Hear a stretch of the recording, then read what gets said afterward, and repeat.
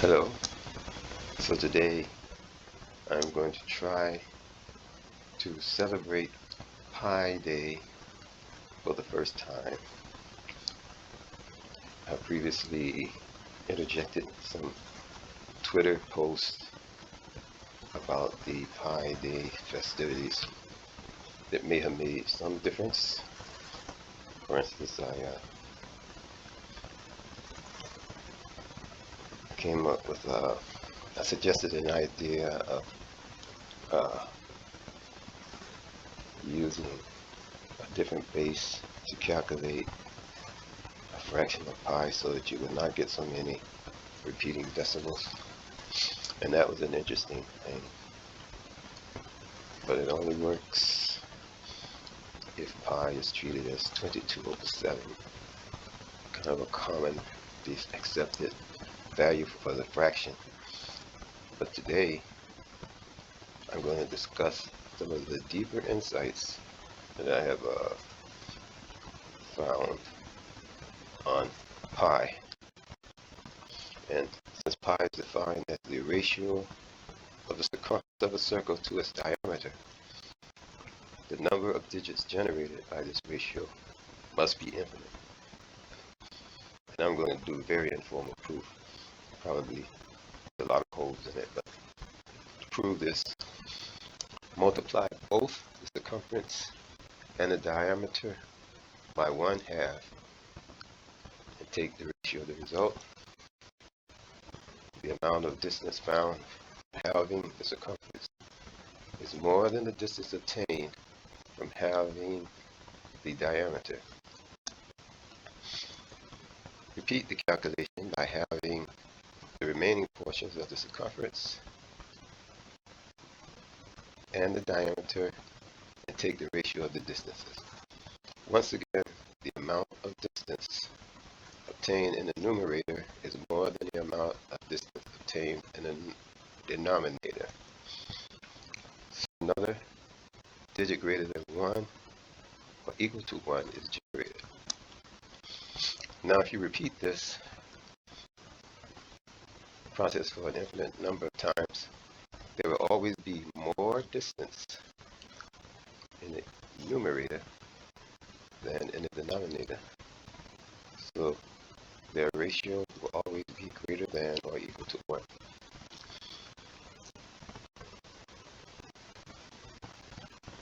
In the interest of rigor,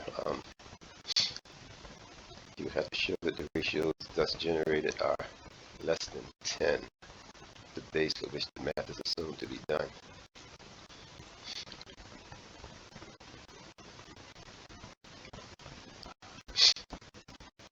This is demonstrated in the first ratio, which being less than 10 must always be so if equal fractions of the numerator, circumference, and denominator diameter are used.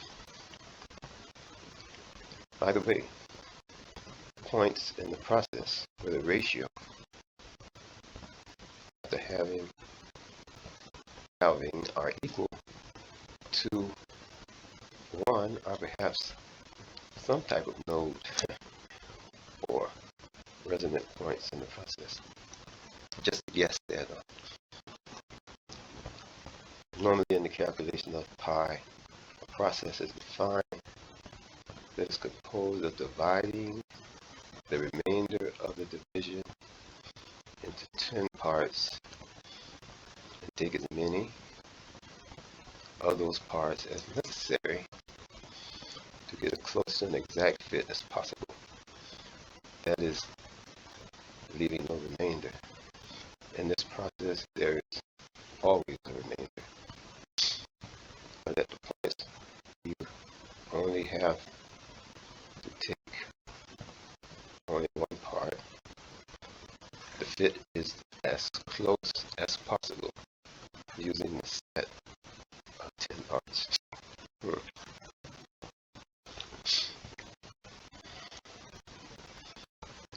So I guess the way to expound upon this is if you to look at a circle. I may be able to draw a circle in here or something. Let's see if I have a circle thing.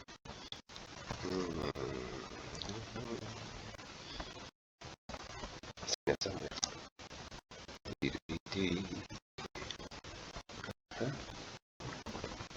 I want to draw a circle, but I have not used this in so long, so I can't remember how. Terrible. But anyway, if you draw the circle, you'll notice that it requires dimensions to draw the circle. However, circumference is the circle. It can only be done in 2 dimensions. However, if you draw the diameter, you can create the diameter in only 1 dimension. So this is my other interesting point about pi ratio, is that it compares 2 different types of space, a 2-dimensional space and a single-dimensional space, and they never seem to synchronize, lock up, or be exactly in concordance with each other. There's always lingering residue, as shown by dividing, multiplying consecutively by 1/10 ad infinitum. There's always going to be part of the denominator is going to be less than the numerator in every step. This is what I wanted to contribute to Pi Day celebration. And if you think that this helped to make Pi Day a good day for you, then I'm so glad that I got to do that.